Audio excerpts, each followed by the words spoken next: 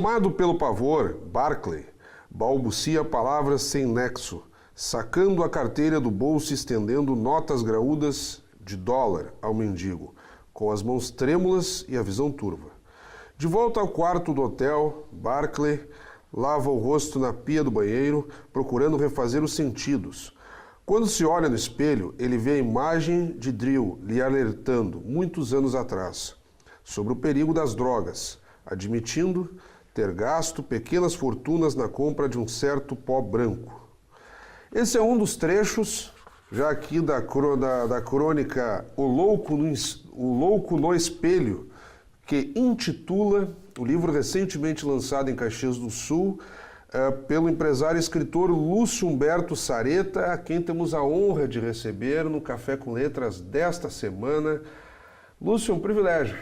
Obrigado, Fábio. Prazer é meu estar aqui contigo, conversando sobre esse livro que eu consegui lançar, né? Mais recente, sobre as coisas, né? Da literatura, da arte, enfim. Uhum. Nós temos aqui, quando o pessoal começa a imaginar uma coletânea de crônicas, o livro que vai tratar de esportes, vamos trazer causos, experiências pessoais, mas o Lúcio aqui vai de uma forma no sentido de explorar a subjetividade de momentos do esporte, não só do futebol. Eu aqui abri com um personagem emblemático do basquete, o Charles Barkley, em que o Lúcio chama a atenção para o perigo das drogas, da mistura entre drogas e esporte, né? Uma briga inglória que prejudica a vida de muitos atletas. Nós, antes do início do programa, comentávamos aqui sobre obras dedicadas ao futebol. Uma delas, eu até deixei grifado, Futebol, o Sol e a Sombra, o eterno Eduardo Galeano, sempre estendendo aquela crítica às condições sociais da América Latina e o porquê se forjam aqueles grandes jogadores que às vezes é a única saída de vida para uma situação de condenação à miséria. Como é que é trabalhar essa subjetividade toda para além do romance do esporte, ali, as quadras, o estrelismo, a bola, a torcida, enfim? Eu acho que tudo está intimamente ligado, né? A questão da pobreza, que muitas vezes faz com que os jovens busquem o esporte, né? E essa é uma questão bem sul-americana, né? Tu falou sobre o Galeano, mas não só sul-americana, né? Tanto é que nessa crônica específica eu transformo num personagem o Charles Barkley, um jogador de basquete da NBA que triunfou, e como a gente, né, no nosso dia a dia, a gente às vezes esbarra com uma pessoa na rua, né? Pessoas na rua, ou tu vê um cara lá, um mendigo, né? E às vezes essa experiência de se colocar no lugar do outro, né? Esse espelho, né? É uma coisa que nessa crônica específica eu utilizei como mote, né? Então, no caso, o Barkley ali, ele encontra um mendigo e quando ele vê, ele não reconhece quem é o mendigo e, na verdade, era um ex-companheiro dele, né, do tempo das quadras, e que estava entregue à droga, né? Uhum. Então, essa coisa que muitas vezes a gente, quando menos espera, o espelho é a gente mesmo, né? Poderia ser, quem sabe, o Barkley que estivesse nessa situação. E então é esse tipo de situação, né? Essa coisa de a gente, do inesperado da vida, né? A droga é uma certa forma de loucura também, né? Assim como o esporte, né? Esses salários astronômicos, né? Muitos altos e baixos, né? Uhum. Então são os absurdos que o próprio esporte, né, tem, né, a violência do futebol, das torcidas, né, os salários astronômicos. Então, de uma certa forma, a sociedade está vivendo um momento de, por que não dizer, né, de uma loucura, de uma fúria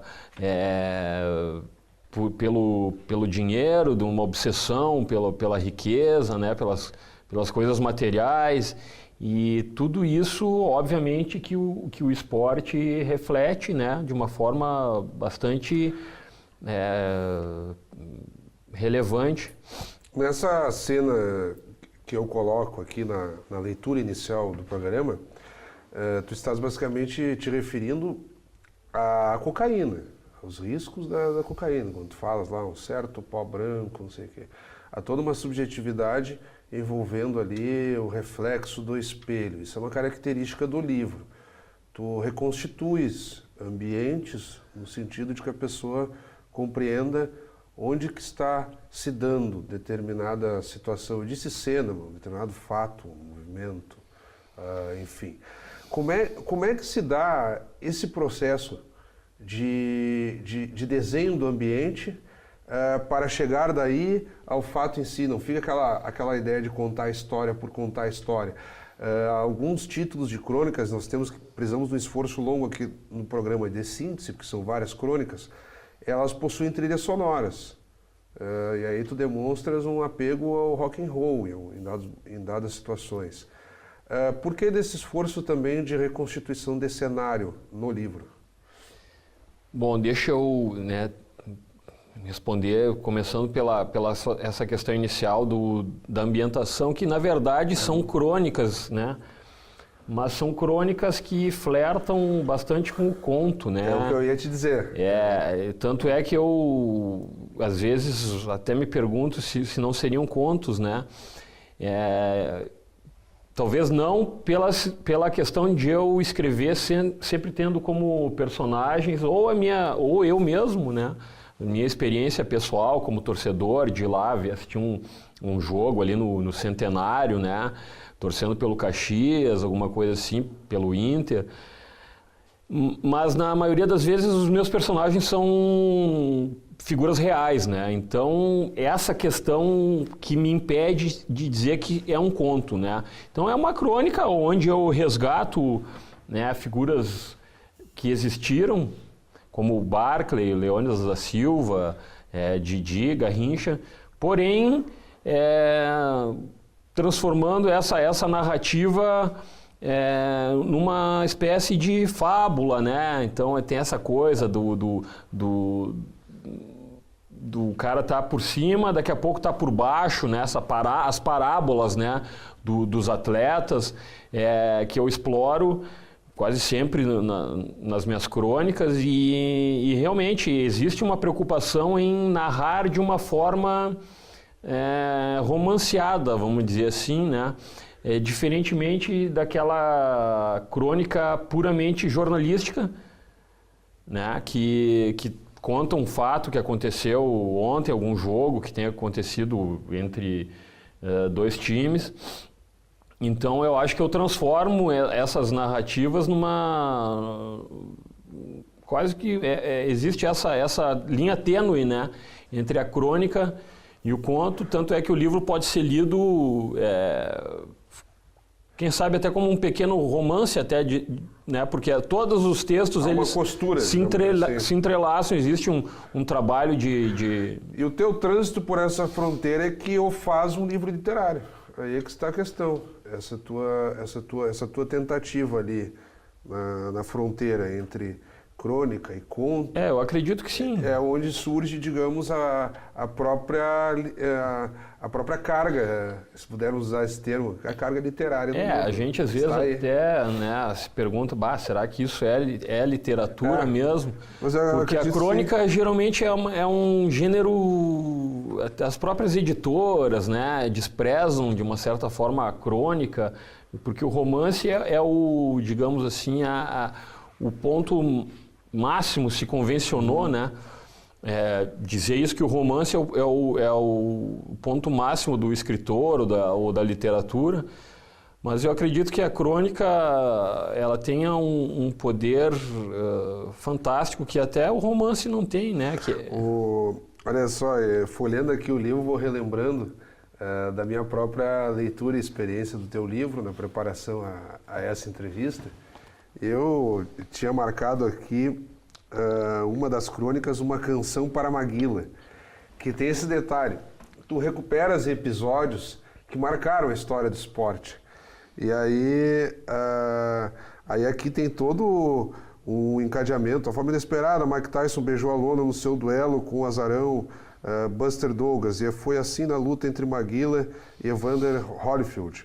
O combate naquele mês de julho de 1989 capturou a atenção dos aficionados esportivos de norte a sul do país, e o seu dramático desfecho foi uma espécie de sarriá dos ringues. Mesmo que não fosse o favorito, Maguila teve uma atuação exuberante no primeiro assalto, dando esperanças reais à torcida brasileira. E aí vai tendo toda uma narrativa daquele momento que aconteceu.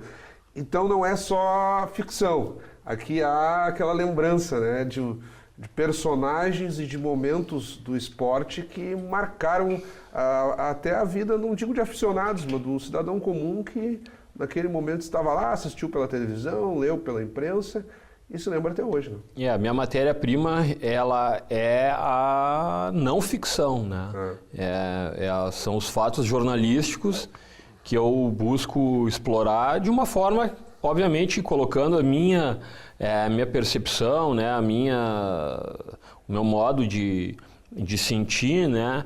E essa coisa dessa crônica, por exemplo, né? Eu até falo que eu gosto de falar de boxe bastante, então onde as derrotas, né?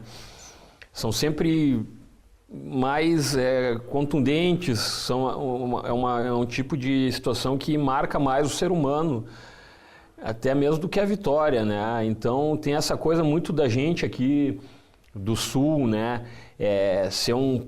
Tem essa proximidade com o frio, né? Com o Argentina, né? São uma condição que busca, o que induz, né, o escritor a descer a níveis mais profundos, né, da condição, né, humana. Por exemplo, fazer literatura no Brasil, né, um país que é alegre, né, entre aspas, né, é considerado um país esfuziante, né, aquela coisa do cara bronzeado. E da alegria, né? E a literatura, ela muito que se manifesta, pelo menos no meu caso, de uma outra forma, de uma forma que explora essas tristezas, né? Por exemplo, a questão do Maguila, né? Onde ele chegou a dar uma esperança ali naquela luta com o Holyfield, aí no segundo vai a lona. Aí vai a lona. Então, essa coisa, né, da tristeza, que não deixa de ser uma coisa que tem uma beleza, né, subjacente, e que não necessariamente a gente tenha que... Claro que todo mundo quer ganhar, né? Quem é que não quer ganhar? Mas essa não deixa de ser uma crítica que eu faço, né, a essa mentalidade... da maioria das pessoas que se não ganhou, não presta, né? E o cara que perdeu, então, já é de uma hora para outra, o cara se transforma num perdedor, né? E a tua ênfase é exatamente o contrário, porque tu falas assim, no primeiro round ele bateu de forma magnífica e deu esperança à torcida. Lutou de igual para igual. No segundo ele cai. Aí depois fica assim, não, mas ainda assim ele foi heróico. E a maneira como ele caiu, né? Até inclusive foi uma coisa bastante chocante, e o pessoal até fazendo chacota, entendeu? O brasileiro é assim, né? Não perdoa quando o atleta que ele está torcendo perde, logo é marginalizado, né? Logo é ridicularizado. Então esse traço do brasileiro, né? Eu tento, sei lá, de alguma forma abordar isso, né, nas minhas crônicas. E por que, quando tu falas assim, essa intolerância, porque nós estamos aqui tratando de esportes pelo menos secundários ao olhar brasileiro. O basquete, o boxe. Então, quando alguém se destaca nesses nichos, é um grupo muito delimitado, por exemplo, no tênis. O Gustavo Kuerten. Foi o Gustavo Kuerten e deu. Aí surge um tenista que outras pessoas já não associam tanto. Então é depositado uma carga de expectativa em cima dessas pessoas. A Fórmula 1, o Rubinho Barrichello, por números totalizantes, ele tem grandes marcas, mas não conseguiu se consolidar como um ganhador de títulos. O brasileiro, mas ele nunca não foi o Ayrton Senna, então ele não é bom. A cobrança é muito forte. Já em outros esportes, como por exemplo futebol, o sujeito acompanha o seu time lá, às vezes tolera 10, 15 anos sem títulos e comemora enlouquecidamente no 16º, quando chega o título e não para de torcer e tentar achar aspectos positivos. Por que essa tolerância maior com o futebol e não com outros esportes, na tua opinião? Mas eu até acho que essa tolerância no futebol, ela é relativa, né? A gente vê, tu pegar um jogo de futebol como exemplo, se o time vai mal no primeiro tempo, o pessoal já começa a vaiar, né? Mas não abandona, né? Essa que tem a ideia. Não abandona. Se renova, né? Mas é que o futebol é o nosso esporte popular, né? Uhum. Por excelência. Então, tu falaste da Fórmula 1, né? Do tênis. Uhum. Obviamente que a partir do momento que surgem os ídolos, o pessoal, né? E esse ídolo é vencedor, né? Porque se ele não for vencedor, infelizmente ele não vai contar com apoio popular, até em cima daquilo que a gente estava conversando, né? Do brasileiro só valorizar as vitórias, né? E tu falaste do Guga, né? Um fenômeno fantástico. E é bacana isso também de eu tocar em outros esportes, que não apenas o futebol. Uhum. Mas como as minhas crônicas geralmente elas vêm de leituras, né, que eu fiz, e a literatura esportiva, ela é, no Brasil, se existe, ela é, 90% sobre futebol, né? Exatamente. Então eu tenho poucos recursos para, tipo assim, Fórmula 1, que até tem certas pessoas que dizem que não seria nenhum esporte, né? Porque conta com uma máquina ali, né? Não conta apenas com o físico do ser humano. E o tênis também, não existe literatura sobre esses esportes, né? Uhum. Então eu fico um pouco... Porque a minha base para escrever, né? São os livros, né? E eu comecei lendo, né? E a partir daí que eu comecei a escrever. E se não existe a literatura, e claro que tem que ter o interesse também do pessoal, do escritor, por determinado assunto, né? E eu, na medida do possível, gosto de ler também livros de outros países, né? Por exemplo, essa coisa do boxe, que é um esporte mais, como é que eu vou dizer, popular nos Estados Unidos, né? O futebol italiano. Então tem muito essa coisa de eu pegar referências externas para compor as minhas crônicas, né? Aproveitando que tu estás falando em referências, nós vamos chamar agora a vinheta das dicas do autor. Roda aí.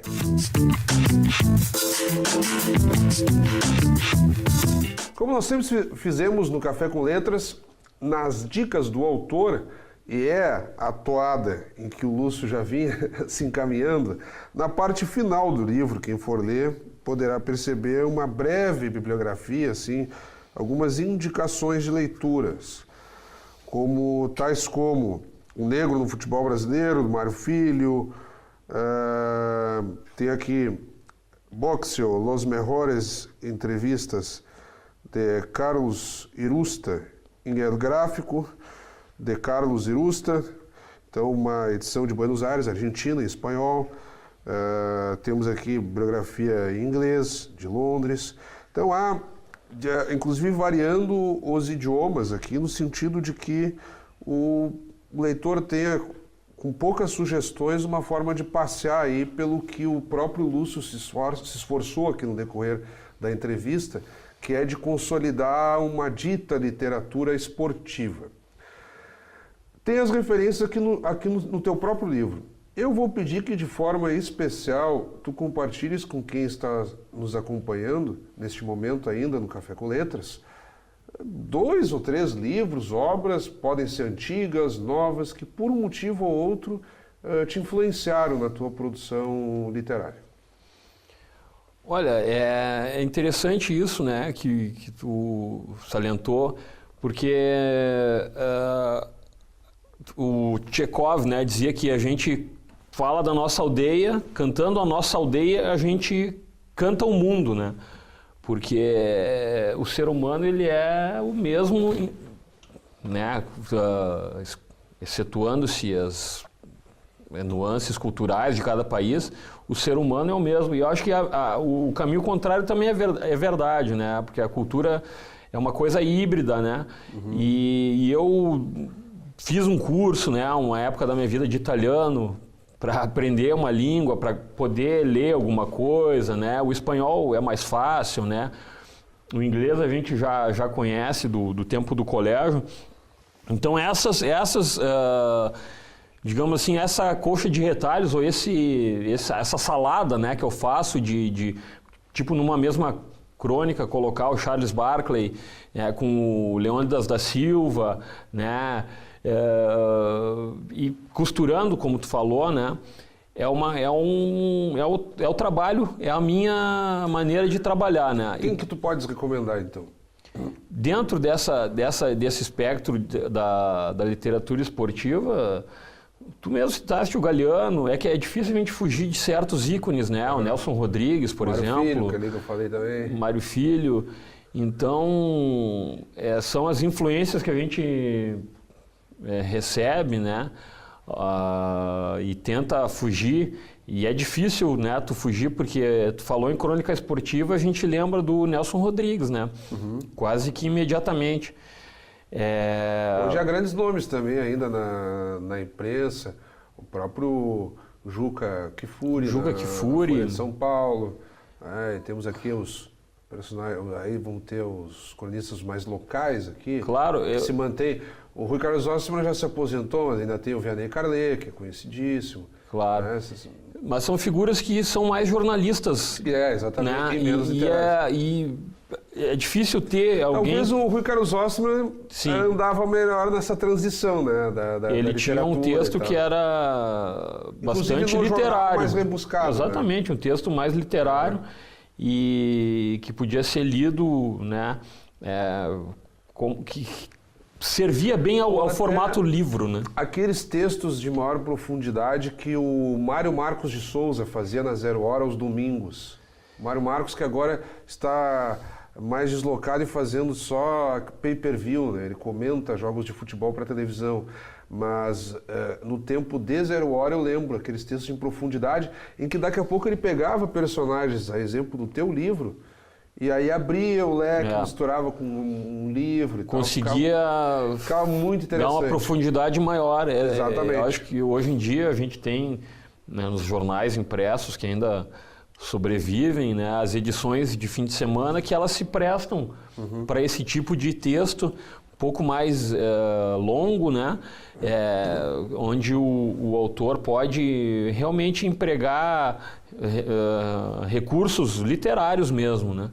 Você está, vamos supor nós aqui, nos encontramos, batemos um papo e tal, mas por um motivo ou outro tu és jogador. No turno seguinte, nós nos reencontramos, eu na arquibancada e tu com o fardamento, tudo bonitaço, a camisa, o calção, a chuteira, o meião e tal. Naquele momento lá tu és um jogador de futebol, então tem aquela aura, assim, aquela aura que fica sobre o jogador e as pessoas olham de uma forma diferenciada. Mas é verdade, também, eu acho que é bem interessante essa tua abordagem, porque é o que acontece, né? E tu vê um jogador aí recebendo um salário, um jogador que nem é tão bom, né?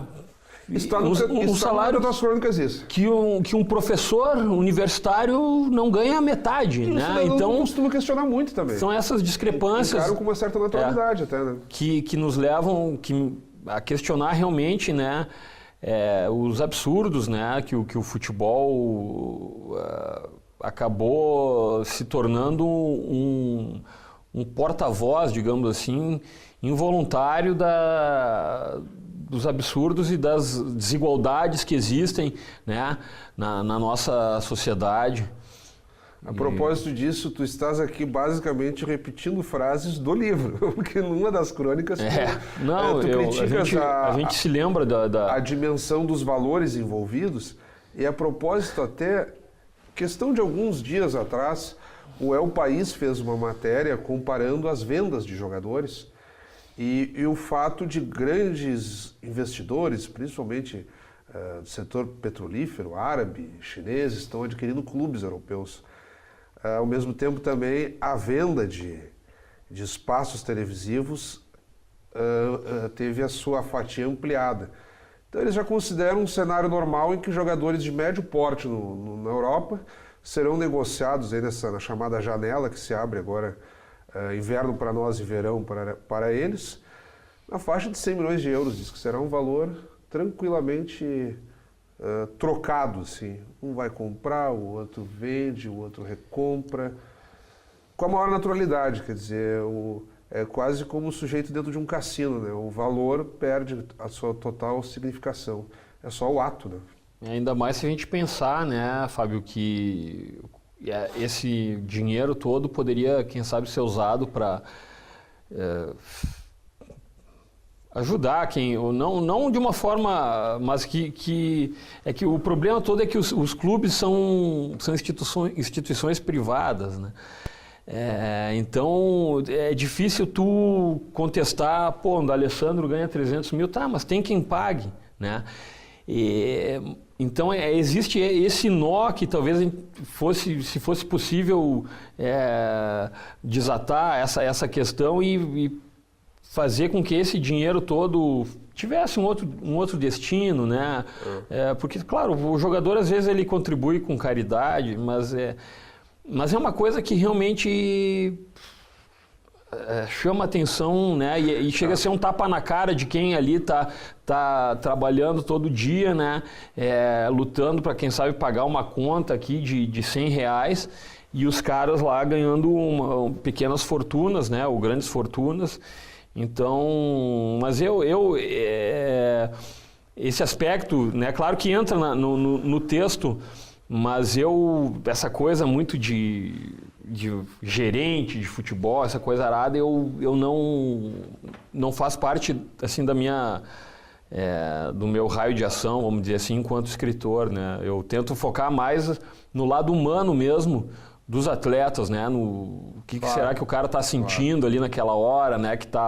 Que o cara foi nocauteado, ou, né? Como é que é essa coisa do estar no céu e daqui a pouco tu tá no inferno, que acho que a gente no maior ou menor grau na vida, a gente experimenta isso também, né? Uma hora tu tá num bom emprego, outra hora tu já tá enfrentando uma dificuldade, todo mundo passa por isso, né? Então, não tem jeito, o livro, a literatura, ela é uma coisa que ela vem do ser humano, né? E tem afinidade com o esporte, né? Então, eu, né, por enquanto são 4 livros já, né, nessa temática de crônica esportiva. E eu acredito que eu consiga, ao mesmo tempo, expressar, né, um pouco da minha... Por que, por exemplo, eu falo mais sobre o Maradona e não falo tanto sobre o Zico, ou falo mais sobre o Garrincha e não falo tanto sobre o Messi, porque são esses dramas, né, o drama do ser humano que me chama a atenção, né, e tem certos, indo até um pouco... contra o que eu falei agora, que todos têm os seus altos e baixos, mas tem certos seres humanos que têm uma carga maior, né, e que isso pro escritor é um prato cheio, né? Ao mesmo tempo que eu tô aqui, né, vejo ali uma aranha passando ali, um passarinho posando na janela, eu posso escrever uma crônica a partir disso, né, um poema, alguma coisa assim. Então também as pequenas coisas da vida não precisa ser, né, uma tragédia, não precisa ser uma vibração tamanha, a queda da Bastilha, para tu poder produzir em cima disso, né? Claro. Muito obrigado. Eu que agradeço pela oportunidade e Leiam O Louco no Espelho. Então fica essa dica de leitura, O Louco no Espelho, um livro coletânea de crônicas, que foi a pauta do Café com Letras desta semana, a obra recentemente lançada por Lúcio Humberto Sareta, com quem acabamos de conversar. Como sempre, também convidamos a todos que continuem acompanhando a nossa programação. Até o nosso próximo encontro.